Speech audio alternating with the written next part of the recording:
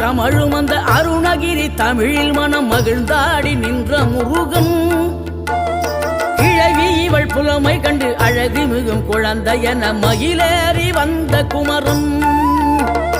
ஆதிசிவன் பிள்ளையன ஆனைமுகன் தம்பி என ஞான பழமான முதல்வன்.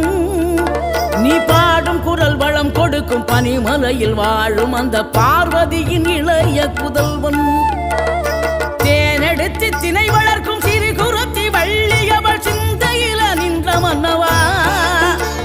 நீ நாடி வரும் பக்தர்களின் நாட்டம் அதை தனித்தருளும் ஞான குருநாதன் அல்லவா.